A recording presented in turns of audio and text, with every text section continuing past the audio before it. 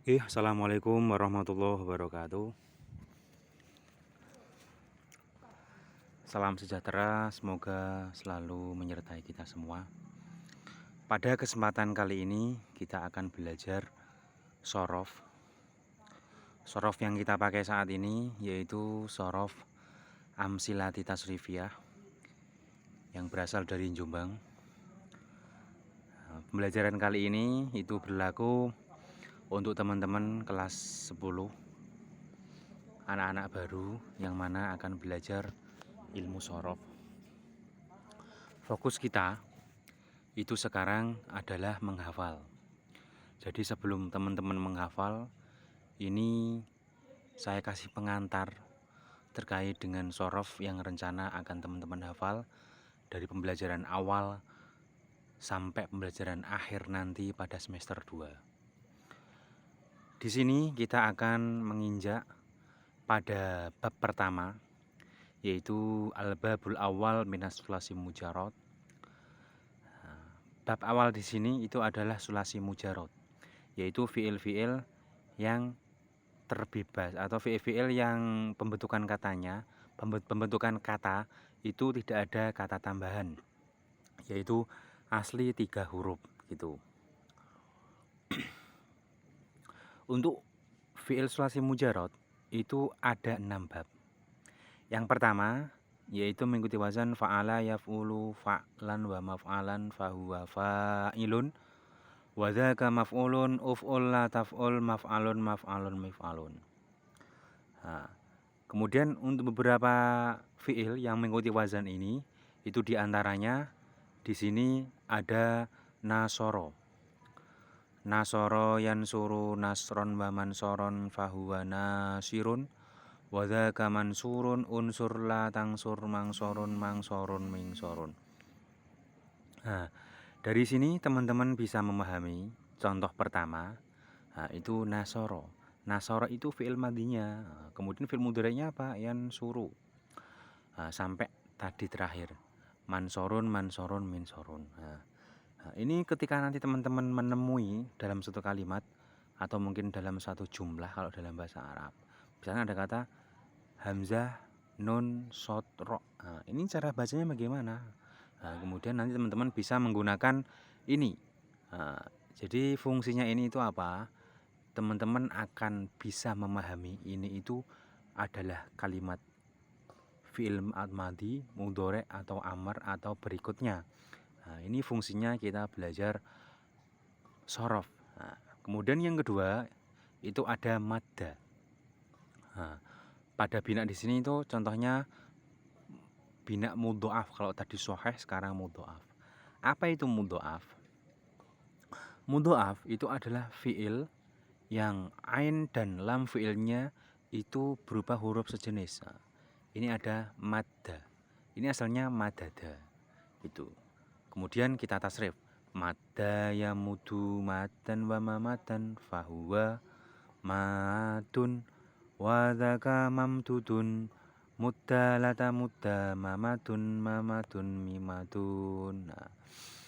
Jadi biar enak kita menghafalnya, kita menggunakan lagu seperti itu ya teman-teman.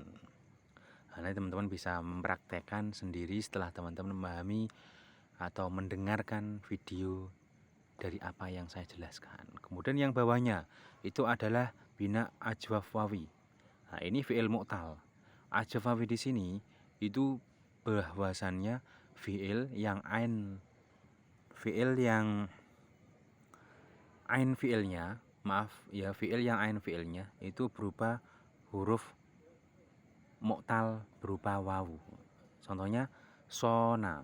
Sona yasunu saunan wa masonan fahuwa soinun wa dzaka masonun sun latasun masonun masonun misonun. Sona ini bermakna menjadi. Lanjut, kemudian yang berikutnya itu adalah nakis. Nakis di sini itu fiil yang lam fiilnya itu berupa huruf ilat. Lam fiil atau huruf akhirnya itu berupa huruf ilat. Contohnya di sini adalah ghaza. Ghaza yaghzu ghazban wa maghzan fahuwa ghazin wa dzaka maghzuun ughzu la taghzu maghzan maghzan mighzan. Kemudian lanjut. Ini ada fiil mahmus. Mahmus fa'i. Artinya mahmus fa'i adalah fiil yang fa fiilnya atau huruf depannya, huruf nomor 1 itu berupa huruf hamzah itu. Contohnya adalah amala. Amala ya'mulu amalan wa ma'malan fahuwa amilun wa dzaka ma'mulun umul la tamul ma'malun ma'malun mi'malun. Nah, ini nanti teman-teman bisa dilanjut cara menghafalnya. Kenapa kok harus pakai nada? Kenapa kok harus pakai nada? Nah, jadi untuk mempermudah bagaimana kita menghafal pakai nada gitu. Terus fungsinya apa? Kita belajar shorof. Fungsinya agar kita itu memahami perubahan kata. Nah, perubahan kata di sini kalau dalam bahasa Indonesia itu artinya morfologi gitu. Jadi misalkan dari satu wazan ya, amala, kita berkehendak untuk mengatakan apa namanya tuh amilun, orang yang beramal. Apa artinya amilun? Nah, kita ambil dari amala. Amala ya'mulu amalan wa ma'malan fahuwa amilun. Nah, berarti ketika kita butuh makna yang bermana pelaku, nah, maka kita menggunakan wazan amilun. Ini saya ulang lagi. Yang pertama, nah, urutan pertama di sini itu adalah fi'il madhi, mengikuti wazan fa'ala. Kemudian fi'il mudhari'nya itu yaf'ulu.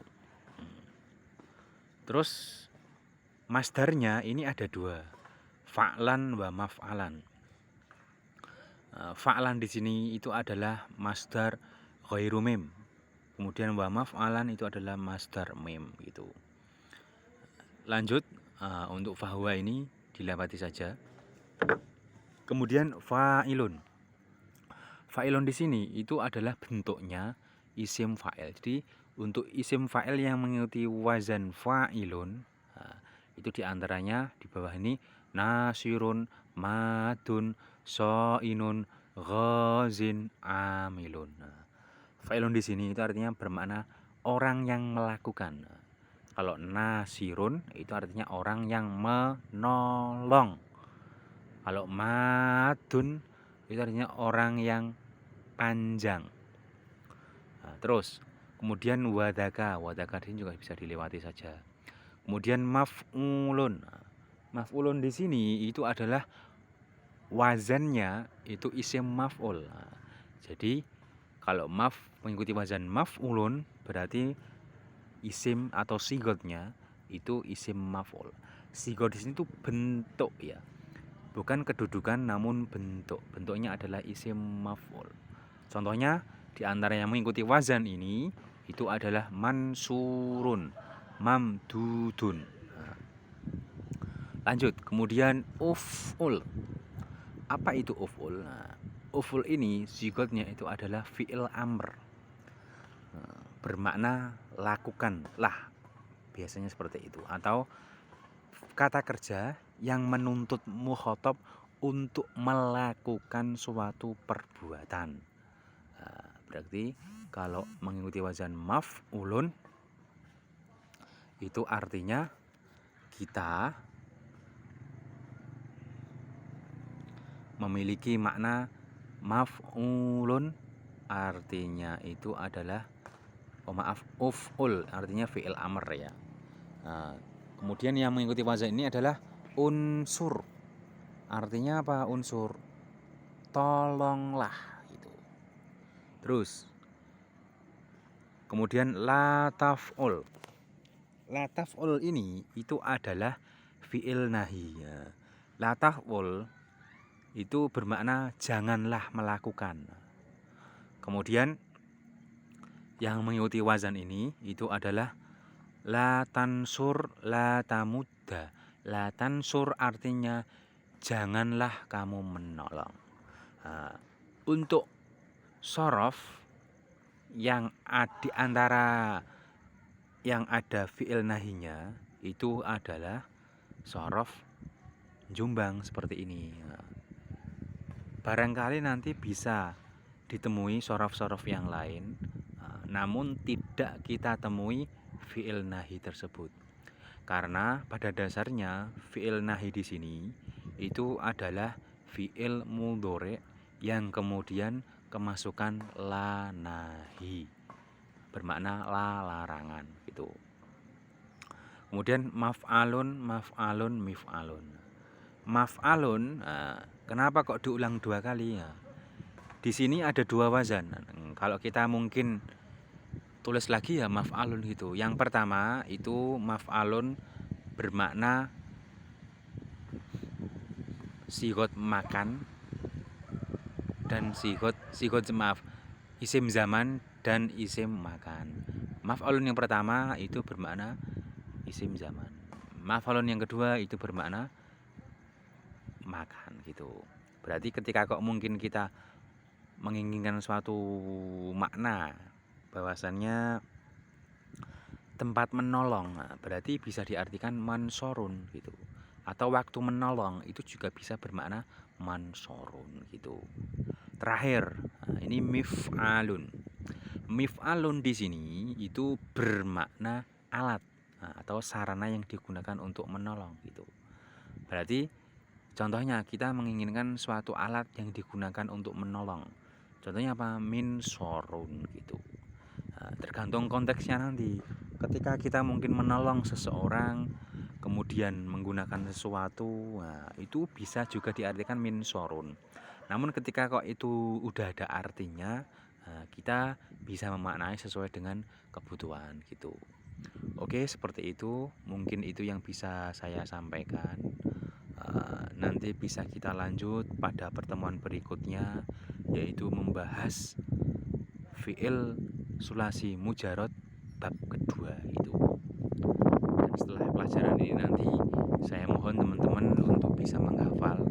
Dalam suatu pertemuan teman-teman bisa menghafal satu bab gitu. Sekian dari saya dan kurang lebihnya mohon maaf. Semoga bermanfaat. Wassalamualaikum warahmatullahi wabarakatuh.